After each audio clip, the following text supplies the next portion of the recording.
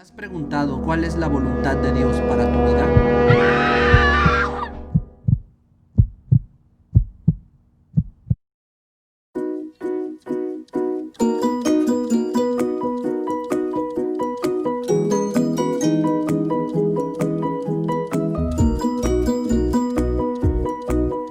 Nacer de nuevo y el empezar a escudriñar la palabra de Dios es el comienzo de una transformación profunda en todos los aspectos de nuestra vida. Todo lo que aprendo aquí me ayuda para mi vida diaria.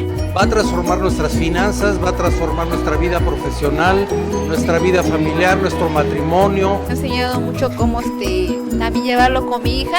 Pero sí nos corresponde escuchar el llamamiento de Romanos 12:2 para descubrir la voluntad de Dios en todas las esferas y aspectos de la vida. Y están todos invitados a hacer el esfuerzo de venir temprano a integrarse. Los invito a que asistan. Que asistan y que participen. Que vayan a dar buenas bendiciones a su vida y aprender más.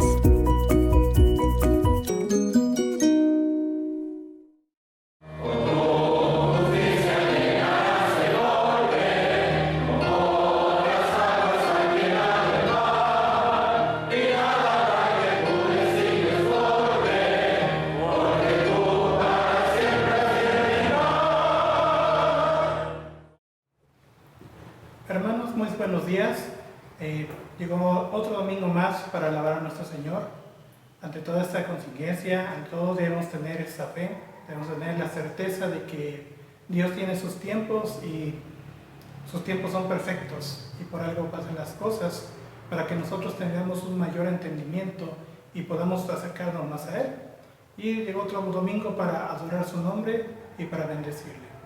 Así que hermanos, primeramente vamos a escuchar un preludio mientras mantenemos una actitud de oración.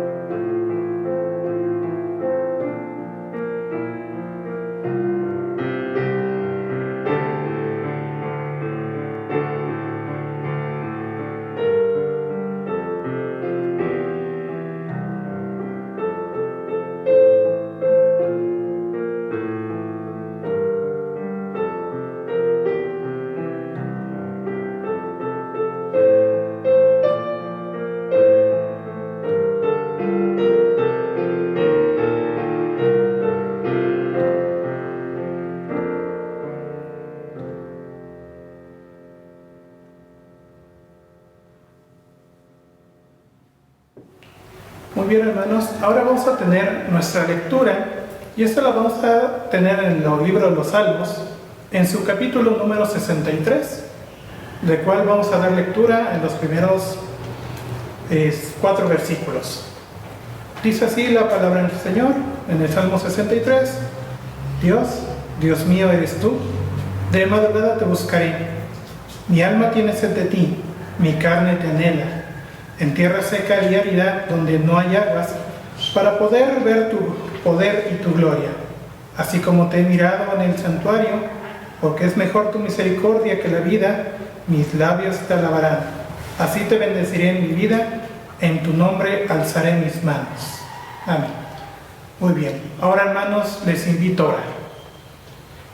Amantísimo Padre de la Gloria, primeramente te damos gracias por la vida.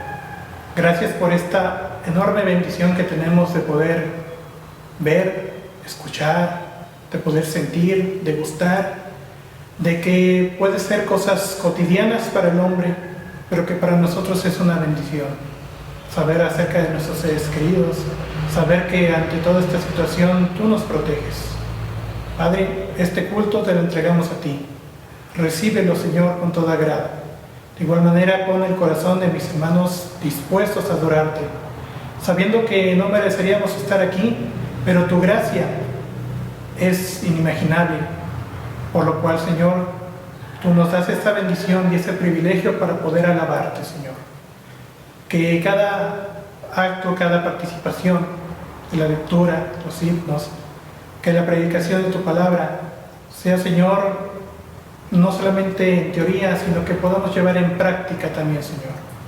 De igual manera, bendice a nuestro hermano que predica, dale la sabiduría, Señor, dale la gracia y el entendimiento para poder expresar lo que tú nos quieres manifestar en este día. De igual manera, Padre, recibe todo esto en agrado como ofrenda de olor fragante. Te agradecemos y pedimos por los méritos de Jesucristo, nuestro Señor. Amén. Hermanos, vamos a entonar el himno 156, No hay otro mediador. Dice la palabra de nuestro Señor, hay un solo mediador entre Dios y los hombres, Jesucristo hombre. 1 Timoteo 2:5.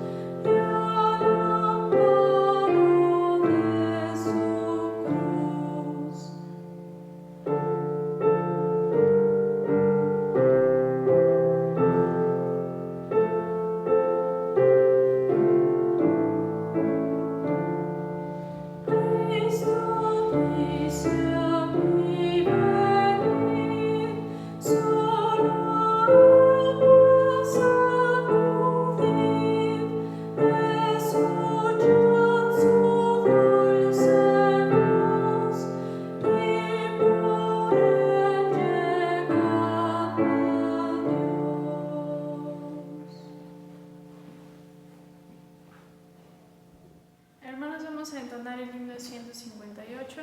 Cristo nuestra ofrenda es. La palabra de nuestro Señor dice, con una sola ofrenda hizo perfectos para siempre a los santificados. Hebreos 10:14. Amen.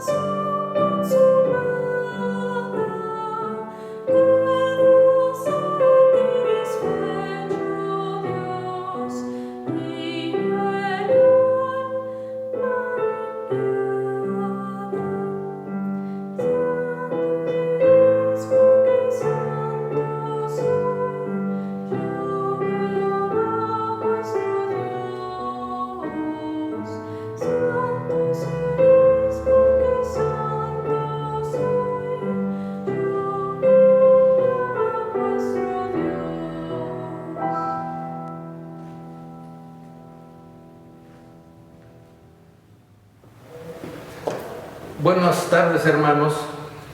Dios les bendiga. Estamos aquí en la iglesia Betel, en medio de esta situación tan extraordinaria que Dios nos ha puesto. Pero nosotros seguiremos predicando la palabra, no importa las condiciones que existan en el mundo. En esta ocasión vamos a revisar un pasaje bíblico. Será Hebreos 9, del 23 al 28 y Hebreos 10:1. Está escrito: fue pues necesario que las figuras de las cosas celestiales fuesen purificadas así, pero las cosas celestiales mismas con mejores sacrificios que estos, porque no entró Cristo en el santuario hecho de mano, figura del verdadero, sino en el cielo mismo para presentarse ahora por nosotros ante Dios, y no para ofrecerse muchas veces, como entra el sumo sacerdote en el lugar santísimo cada año con sangre ajena. De otra manera le hubiera sido necesario padecer muchas veces desde el principio del mundo, pero ahora, en la consumación de los siglos, se presentó una vez para siempre por el sacrificio de sí mismo para quitar de en medio el pecado. Y de la manera que está establecido para los hombres, que mueran una sola vez y después de esto el juicio, así también Cristo fue ofrecido una sola vez para llevar los pecados de muchos, y se aparecerá por segunda vez sin relación con el pecado para salvar a los que le esperan. Porque la ley, teniendo la sombra de los bienes venideros, no la imagen misma de las cosas, nunca puede, por los mismos sacrificios que se ofrecen continuamente cada año, hacer perfectos a los que se acercan. En la tradición latina, en donde ha sido muy influyente la iglesia mayoritaria, hay la tendencia a hacer sacrificios y más sacrificios y más sacrificios. Se le pide a la gente que haga sacrificios, se le pide a la gente que repita los sacrificios, pero vamos a ver el día de hoy lo que el Espíritu Santo dice respecto del sacrificio de Cristo Jesús. Es importante entender el contexto de los pactos así llamados. En realidad es un solo pacto, porque las ofrendas anteriores eran incapaces de perfeccionar, eran incapaces de hacer perfecto, de santificar. Dice Hebreos 9:9, lo que hacía el sumo sacerdote de entrar una vez al año al lugar santísimo. Ese es el contexto que está diciendo. Con esto da a entender el Espíritu Santo que no se había manifestado todavía el camino al lugar santísimo. No estaba abierto realmente el camino al lugar santísimo. Entre tanto, que la primera parte, que era donde se realizaban normalmente los sacrificios del tabernáculo, estuviese en pie. Entonces, la primera parte del tabernáculo es donde se hacían las ofrendas, los sacrificios, el derramamiento de sangre y todo lo que la ley cúltica había establecido, la ley mosaica. Y el lugar santísimo se mantenía reservado y nadie podía entrar a él más que el sumo sacerdote una sola vez al año, después de haberse purificado a través de la sangre, porque nos enseña la Escritura que sin derramamiento de sangre no se hace remisión de pecado. Por lo tanto, el sumo sacerdote, que no era más que un hombre pecador igual que tú y yo, tenía que santificarse conforme a los ritos establecidos por la ley para poder entrar al lugar santísimo, no sin que antes le amarraran una cuerda a la cintura, porque si entraba con mala conciencia, sin haberse purificado debidamente del pecado, era fulminado por la presencia santa de Dios, y entonces el cadáver tenía que ser sacado jalando la cuerda, porque nadie más podía entrar al lugar santísimo. Entonces el lugar santísimo es un símbolo de la santidad de Dios y de que no es posible estar en la presencia de Dios sin estar debidamente purificado del pecado. Es un símbolo, todo esto de la antigua ley no es más que un símbolo, nos dice la Escritura en Hebreos 9:9, para el tiempo presente. Es un símbolo para el tiempo presente, según el cual se presentan ofrendas y sacrificios que no pueden hacer perfecto en cuanto a la conciencia al que practica ese culto, ya que consiste solo de comidas y bebidas, de diversas abluciones o lavamientos y ordenanzas acerca de la carne, impuestas hasta el tiempo de reformar las cosas. Entonces, ¿qué nos está diciendo el apóstol? ¿Qué nos está diciendo la Escritura acerca de los antiguos sacrificios que describe el Antiguo Testamento?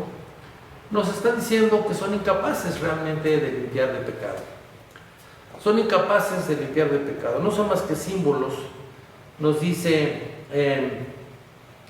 que el tabernáculo no es más que una cosa hecha por hombres, ¿verdad? No es el verdadero tabernáculo, y el lugar santísimo no es el verdadero lugar santísimo, sino son imágenes y símbolos de lo que es real. Pero si las ceremonias, si los ritos, si las prácticas de los sacerdotes levíticos en el Antiguo Testamento no limpian realmente de pecado, porque es sangre de macho cabrío, es sangre de palomino, son ofrendas de animales, y la sangre de los animales, hermanos, en sí misma es totalmente incapaz de limpiarnos de pecado. Entonces, hubo gente salva en el Antiguo Testamento, en el Antiguo Israel, antes del advenimiento de Cristo Jesús. Mucha gente se ha preguntado esto. Si esas ofrendas no salvan, si lo que hacen los sacerdotes levíticos no sirve realmente para salvar, no son más que sombras, no son más que figuraciones, ¿sí? No son más que señales de lo que había de venir, entonces, ¿cómo es posible que esa gente haya sido salva? Y bueno, hermanos, la respuesta es precisamente que no hay salvación fuera de Cristo. Este es un fundamento que es inamovible y que vale absolutamente de manera universal. Es absolutamente universal. Nadie, nunca jamás a lo largo de toda la historia de la humanidad pudo ser salvo si no fue por la sangre de Cristo. Entonces, ¿qué está pasando pues con los santos, con los profetas que seguramente vivieron en aquellas épocas del antiguo Israel? ¿Cómo fue que entonces fueron salvos? Pues precisamente por la sangre de Cristo, ¿sí? Fueron exactamente igual que los cristianos, algunos les llaman cristianos del Antiguo Testamento, pero fue al igual que los cristianos que fueron purificados y lavados por la sangre de Cristo y regenerados por el Espíritu Santo dentro de la llamada dispensación, que quizás sea un término no muy preciso, no muy correcto, porque en rigor es una sola dispensación, porque solamente hay un Salvador. No hay dos Salvadores, sino es un solo Salvador, y por lo tanto en realidad es una sola dispensación. o mejor dicho, es un solo pacto todavía, más correctamente dicho. Es un solo pacto, no hay más que un solo pacto, que es en Cristo, y hay dos ministraciones del mismo pacto. A la primera ministración se le llama la dispensación antigua o el viejo pacto, y al nuevo pacto se le llama así nuevo pacto, pero en rigor pues es el mismo pacto. Pero esta forma de hablar que a veces usa el apóstol ha creado un poco de confusión, hermanos, ¿sí? Y se habla entonces de dos dispensaciones o de dos pactos diferentes. Pero bueno, creo que queda claro que el único pacto es en la sangre de Cristo. Realmente ese es el único pacto que hay. Entonces, así pasó en el antiguo Israel, y esos fueron los ritos que se llevaban a cabo para representar lo que habría de venir. Pero estando ya presente Cristo, nos dice la Escritura, Hebreos 9:11, sumo sacerdote de los bienes venideros, por el más amplio y más perfecto tabernáculo, no hecho de manos. Hay un tabernáculo, hermanos, que no está hecho de manos, es decir, no es de esta creación, no por sangre de machos cabríos ni de becerros, sino por su propia sangre, entró una vez para siempre en el lugar santísimo, que no es el que estaba allí en el monte Sión o en Jerusalén, porque aquel no era más que una poderosa, eso sí, muy, muy determinante, muy poderosa imagen de lo que es el lugar santísimo. Y lo que estaba señalando, los ritos antiguos, lo que señalaban era que sin la sangre de un cordero y sin un sacerdote purificado, no se podía entrar a ese lugar santísimo. No es más que un símbolo dramático, porque realmente ahí estaba la presencia de Jehová, y hay de aquel que se metiera sin las debidas precauciones o debidas ordenanzas, ¿sí? Cumpliendo pues las ordenanzas.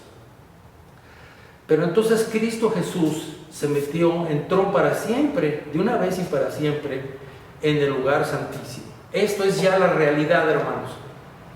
Ya no es sombra, ya no es figura, ya no es imagen, es la realidad en sí misma, ¿sí?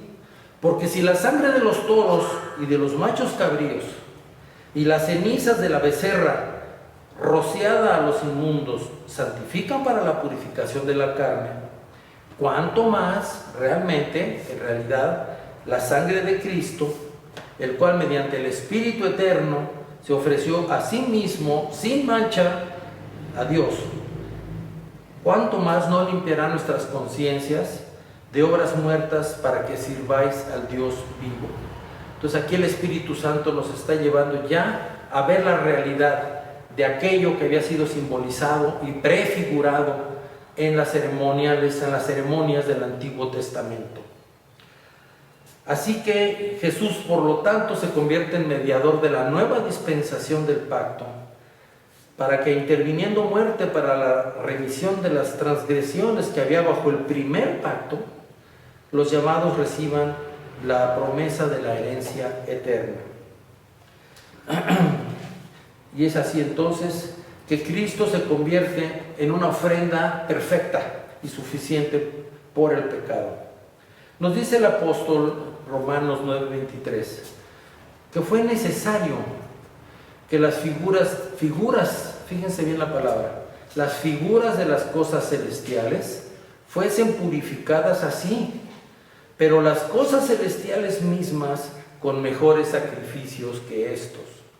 Porque no entró Cristo en el santuario hecho de mano, figura del verdadero, sino en el cielo mismo, para presentarse ahora por nosotros ante Dios.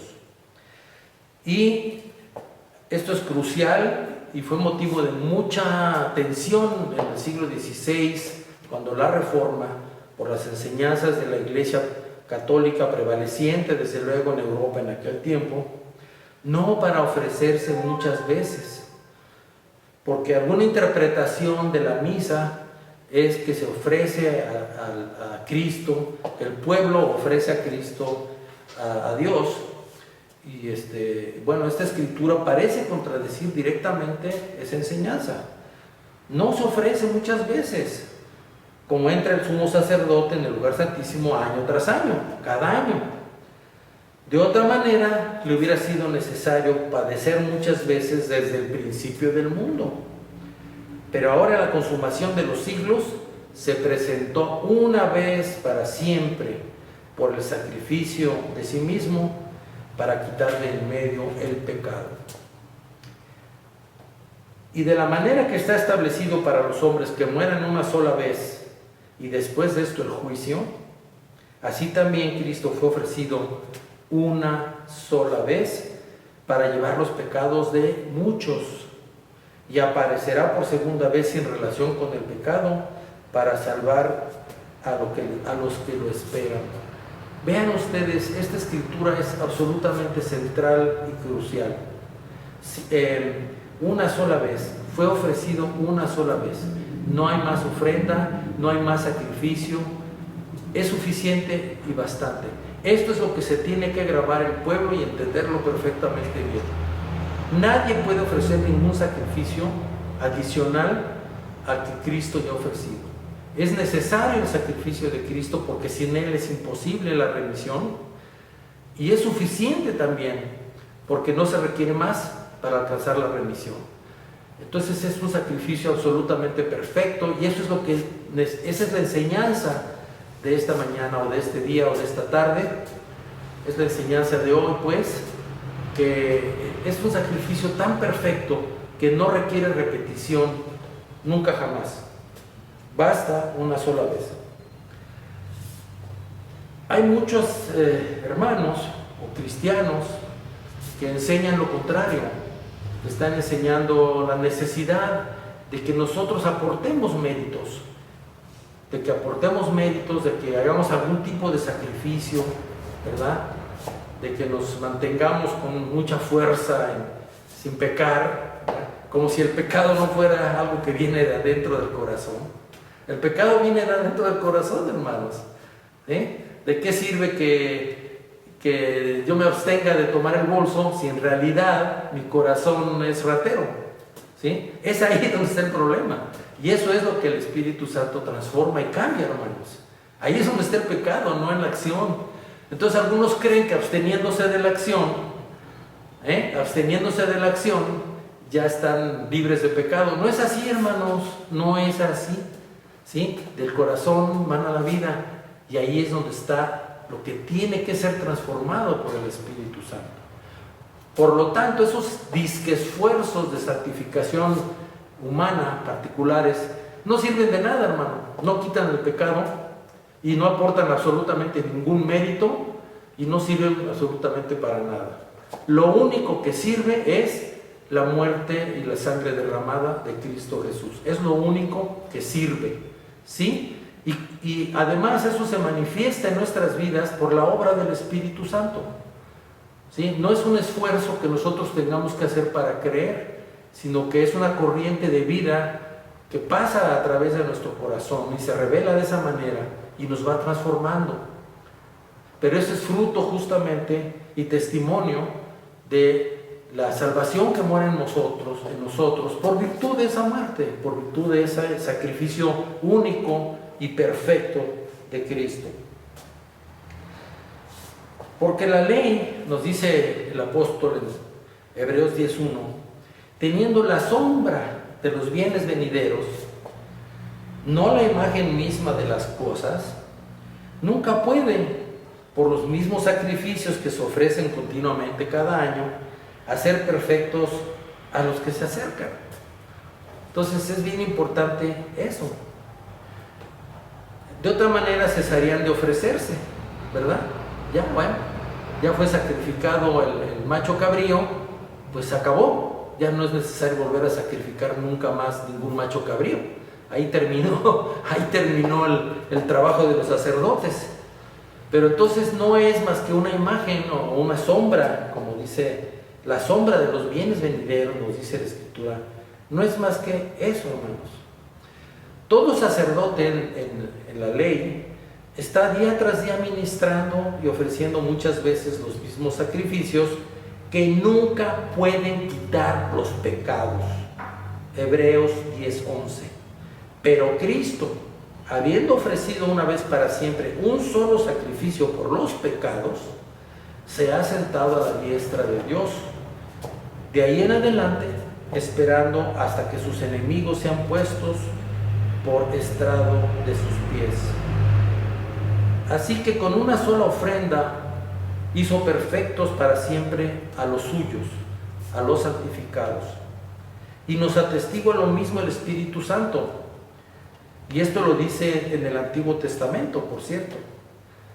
Porque dice: este es el pacto que haré con ellos después de aquellos días, dice el Señor. Pondré mis leyes en sus corazones y en sus mentes las escribiré. Y añade: y nunca más me acordaré de sus pecados y transgresiones. Pues donde hay remisión de estos, no hay más ofrenda por el pecado. No hay más ofrenda por el pecado. Hermanos, no hay más ofrenda por el pecado. Ustedes han sido ya redimidos de una vez y para siempre. No es posible que caigan definitivamente y entonces volver a empezar desde cero, como quien dice. No es posible eso, hermanos, ¿sí? Ni es una incitación a pecar. Nunca lo ha sido ni nunca lo será.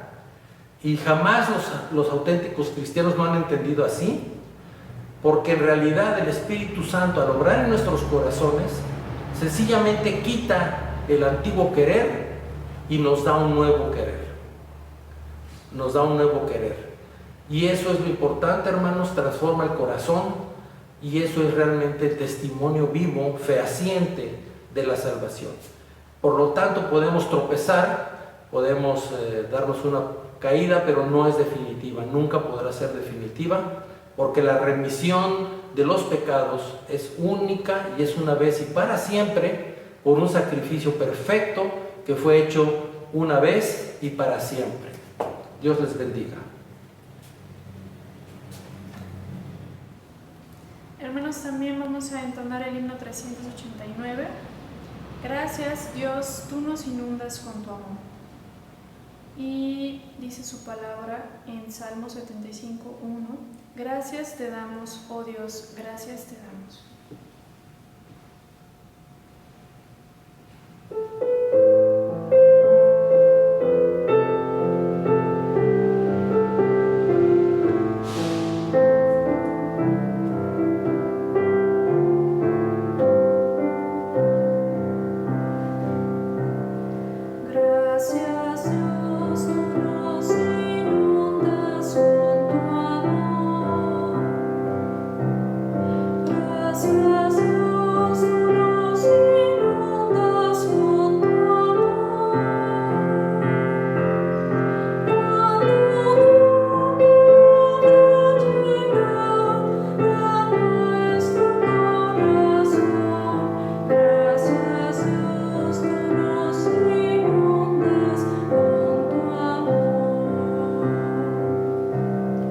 Gracias, Dios, tú nos alumbras.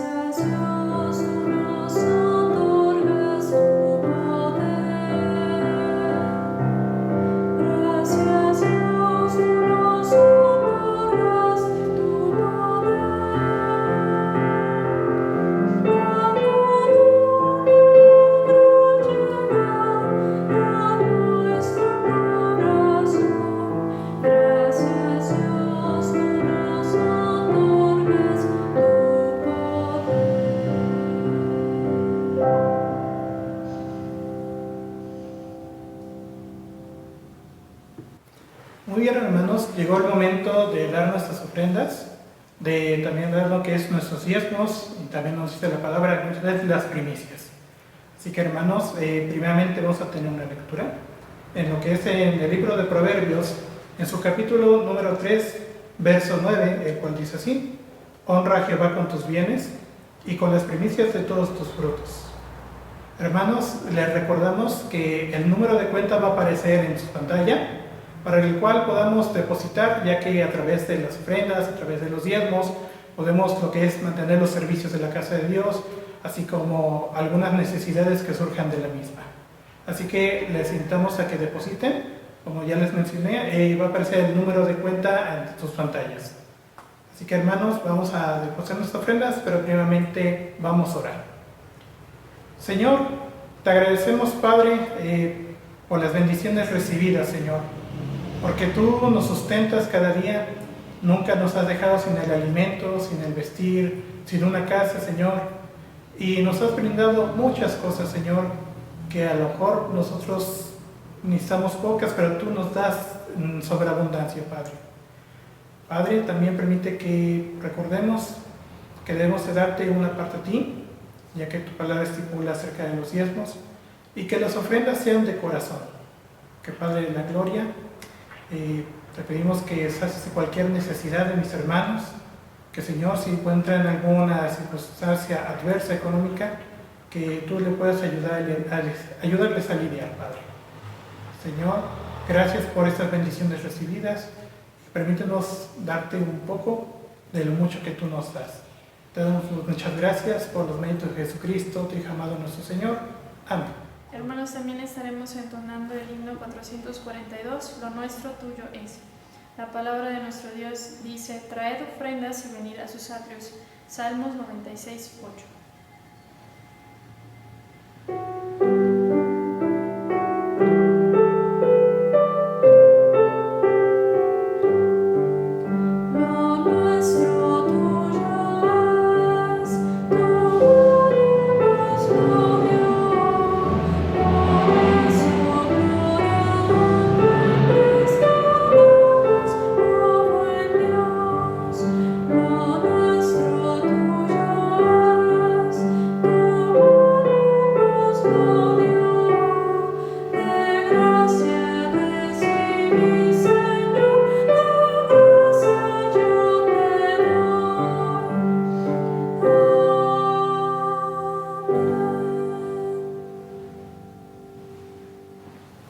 Y ahora que hemos terminado este culto de adoración a Dios, hermanos, nos despedimos con la bendición.